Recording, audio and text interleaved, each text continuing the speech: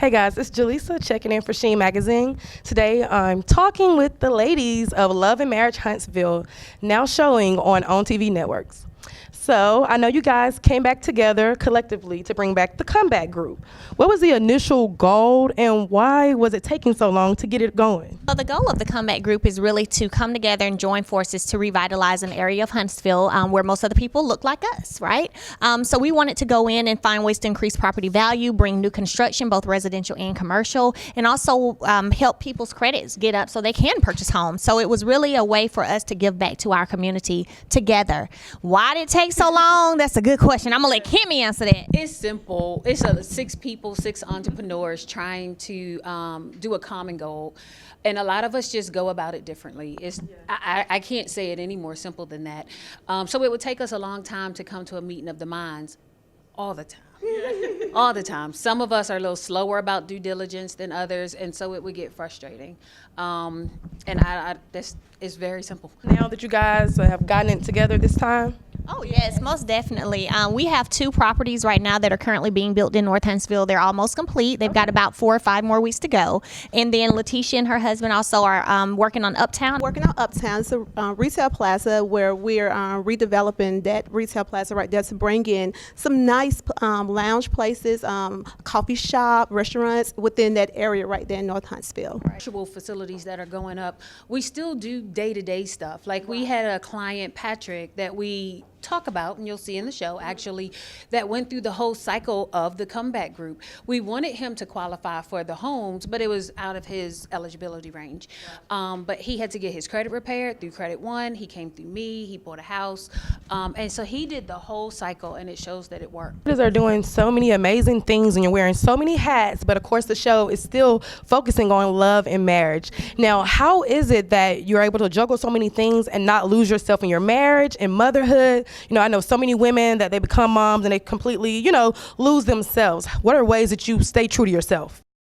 I make sure that I continue to enjoy just being male, enjoying my hobbies. I play piano, so I like to make sure I still find time to do that. I love to have my me time. I love to get massage therapy and just kind of find a time for both my body and my mind to get on one accord and just continue to be true to who I am, being involved in the community, being involved in organizations, other women-based organizations. And those are the things I feel that keep me grounded because I feel like I'm not getting lost in all the rumble. I'm staying true to who I am and what I want it to be. I agree. I feel that there's a season and time for everything. So right now it's about balancing and planning out your life and planning out your day to day, like being very organized and just making sure you're taking care of yourself. You're taking out that me time and you're doing things that you still enjoy doing as a woman. They got it down better than me because I get lost. I get lost because I do feel like I wear a lot of hats. I wear a lot of hats at work and I wear a lot of hats at home. So as far as like we have a son in college, we have the 11-year-old, we have Maurice going to law school, and I have to keep a house, a whole house. A whole house. And mommy's staying with us, as a matter of fact. My mother-in-law is staying with us. So I get lost, and all I try to do from day to day is just recharge. You find something that makes you happy, a glass of wine in the hot tub, get your nails done, get your toes done. You got to recharge. Always fill your cup. A glass of wine a day. That is Tisha's motto, y'all. That's your motto? I'm not mad at that motto. So now you are basically the first show that's put on for the state of Alabama in a long time, I guess you would say, and definitely the first show coming straight out of Huntsville. What has been the community reaction, your state's reaction to the show and the program? What are some of the feedbacks that you've been receiving? Thank you for that, because we've gotten so much community support, so shout out to Huntsville. I feel like everywhere I go, people are like, oh my gosh, you're from the show, we love you, we're watching you, and this is from all races, you know what I mean? It's not just African American people who are saying this, and so that is so amazing to me. We had a premiere party for the show last Saturday. There were about 250 people there, men and women, who were all there to support us and the show.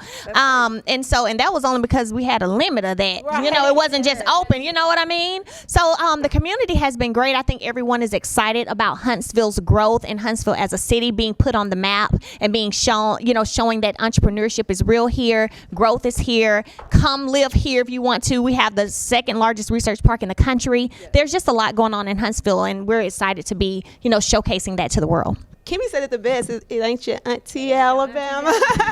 So yeah, like we're Alabamians. You can stick us anywhere, we would fit in. Like there's development going around everywhere. There's successful people there. It's a great place to raise your kids. You know, great family place. So it's just nice people. It's just that love that you would like to see around and grow up around. That's what we have in Alabama.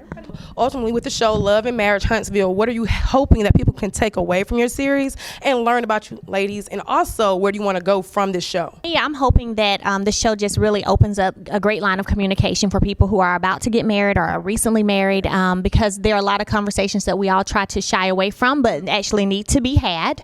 So I'm really hoping that this opens the door for that, you know, that it provides the opportunity for couples to have those serious conversations, those serious conversations, and they're very serious. So yeah, definitely we want people to take, you know, you really can do something great together with a team. You don't have to be selfish. You don't have to, you know, think about just doing things just for yourself. Like, let's work together and let's build together and let's take over this world together. So yeah, but it's mainly about working together as a team, doing something great in your community.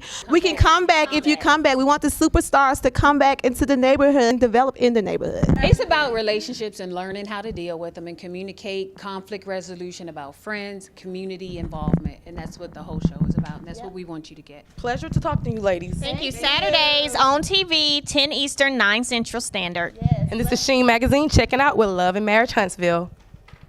Thank you so much. Thank you.